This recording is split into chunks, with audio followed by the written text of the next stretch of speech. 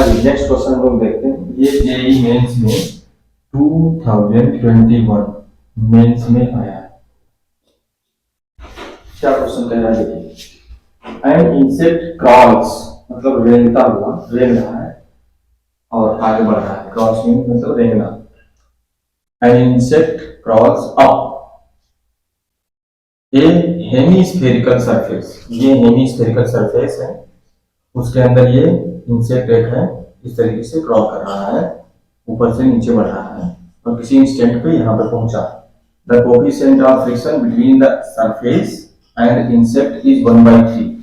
That means हमें mu equals to दिया हुआ है 1/3। If the line joining the centre of the hemispherical surface to the insect, ये line joining centre to the insect makes an angle alpha with the vertical, जिस समय alpha angle vertical से बन रहा होगा, the maximum possible value of alpha is given by, इस alpha की maximum possible value जो हो सकती है वो इसमें से किस इक्वेशन द्वारा दी जाएगी, ये पूछा गया।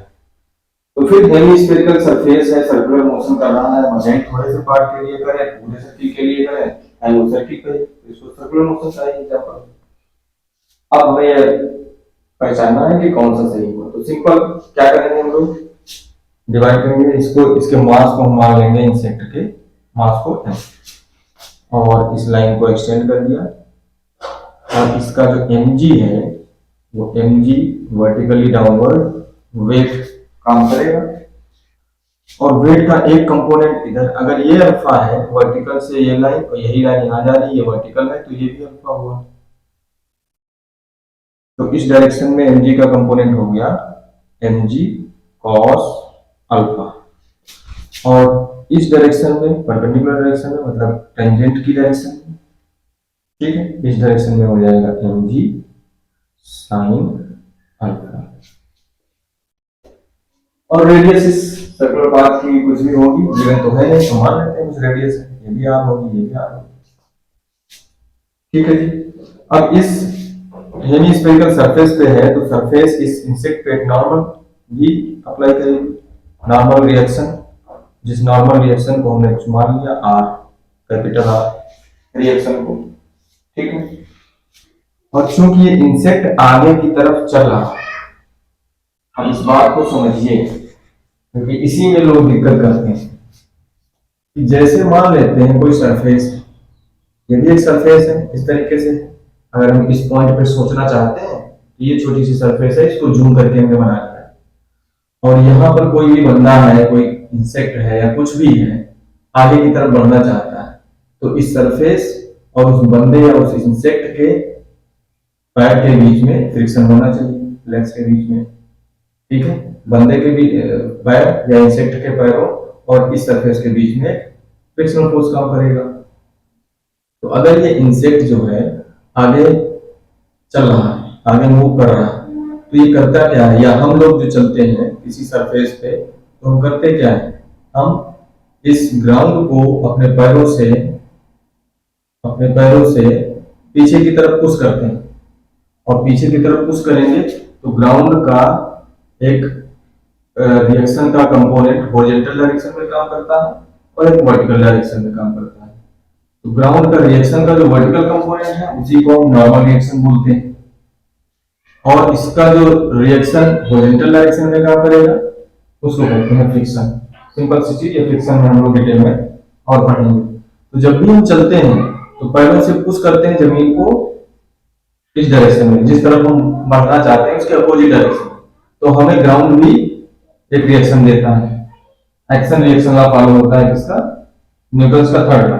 तो हम इस पर एक्शन कर रहे हैं, पुश कर रहे हैं ग्राउंड को बैकवर्ड डायरेक्शन में, तो ग्राउंड में फॉरवर्ड डायरेक्शन में पुश करता है, और वो जिस फोर्स से पुश करता है आगे की तरफ उसी को कहते हैं फ्रिक्शनल फोर्स।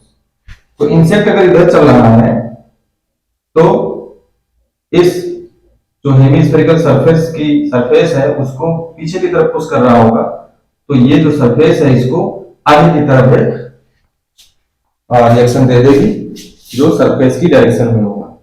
तो रिएक्शन जो फोर्स होता है किसी सरफेस का रिएक्शन, उसके दो कंपोनेंट होते हैं, एक हॉरिजॉन्टल और एक वर्टिकल।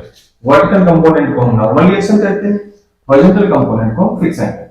तो ये फ्रिक्शन फोर्स काम करता है और इस फ्रिक्शन फोर्स की वैल्यू होती कितनी है, coefficient of friction into normal reaction. ठीक है, ये हॉरिजॉन्टल रिएक्शन जो है वो क्या होता है, coefficient of friction into normal reaction. तो इस सरफेस में दो रिएक्शन दिए, एक नॉर्मली सरफेस के नॉर्मली होगा वो सेंटर की तरफ जाएगा, और जो सरफेस के पैरेलल होगा वो इस तरफ टेंजेंशियली जाएगा। और इसकी वैल्यू होती क्या है, इस नॉर्मल रिएक्शन इनटू एक कोएफिशिएंट होता है फ्रिक्शन कोएफिशिएंट, वो हम फ्रिक्शन में डिटेल में पढ़ेंगे। तो इतनी बात समझाने वाली थी, यही बात पकड़ में नहीं आती कि किस तरह फ्रिक्शन काम करेगा। फ्रिक्शन कोएफिशिएंट दिया है, दैट मींस सरफेस के बीच में फ्रिक्शन है, और ये समझ में आ गई तो फिर क्वेश्चन बड़ा आसान हो जाता है। अब देखते हैं, अब जो है सेंटर की तरफ नेट फोर्स कितना काम कर रहा है, r minus mg cos alpha, क्योंकि ये अपोजिट डायरेक्शन में है सेंटर से, ये सेंटर की डायरेक्शन में है तो इसको माइनस कर दिया। और यही नेट फोर्स जो सेंटर की तरफ होता है वही क्या प्रोवाइड करता है, सेंट्रीपिटल फोर्स। तो ये हो जाएगा mv² बाई रेडियस r, जो भी रेडियस है, और इसकी जो स्पीड है आगे बढ़ने की वो v है। ठीक है, तो mv² बाई r हो गया। इस पर्टिकुलर इंस्टेंट पे हमने इक्वेशन लगा दी। तो ये तो हो गया सेंटर वाला काम। अब इस डायरेक्शन में ये जो म्यू आर है और ये जो mg है ये दोनों बराबर हो जाएंगे। तो mu R is equals to, क्योंकि कांस्टेंट स्पीड से चल रहा है और कांस्टेंट स्पीड से चलेगा तो एक्सीलरेशन तो होगा, इसलिए नेट फोर्स जीरो होगा एक्सीलरेशन की जीरो होने की वजह से। तो ये इक्विलिब्रियम में होगा एक तरीके से। तो mu R is equals to mg sin alpha. इस बात को समझते हैं, इधर एक फोर्स है इधर फोर्स है, दोनों इक्वल हो गए। क्यों इक्वल हो गए, क्योंकि इसमें एक्सीलरेशन नहीं है, टेंजेंशियल एक्सीलरेशन नहीं है, कांस्टेंट स्पीड से आगे बढ़ रहा है, तो एक्सीलरेशन नहीं होगा तो नेट फोर्स जीरो होगा। नेट फोर्स कैसे निकालेंगे, दोनों अपोजिट डायरेक्शन में है तो क्या लिखेंगे, mu R minus mg sin alpha, ये नेट फोर्स हो गया, और नेट फोर्स होता है मास इनटू एक्सीलरेशन, इसका मास और एक्सीलरेशन है जीरो, क्योंकि कांस्टेंट स्पीड से स्लोली चल रहा है, तो वो हो जाएगा जीरो m इंटू ए। इसके मतलब ये दोनों बराबर होगा। ठीक है, अब इसके बावजूद और भी क्या इसमें सोचना है, क्योंकि हमने बहुत सारे पैरामीटर माने हुए हैं, मास माना हुआ है, v मानी हुई है, रेडियस मानी हुई है, अल्फा तो है, ठीक है, मास भी नहीं दिया हुआ है, कहीं भी m नहीं यूज किया, कुछ भी नहीं, केवल 1/3 कोएफिशिएंट दिया हुआ है, और अल्फा की वैल्यू बतानी है किस रिलेशन से फॉलो होगी, ये पूछा गया है। तो अब सोचने का तरीका क्या होगा, म्यू आर तो mg sin अल्फा हो गया, ठीक है, ये बैलेंस करेंगे एक दूसरे को, क्योंकि ये कोई एक्सीलरेशन है।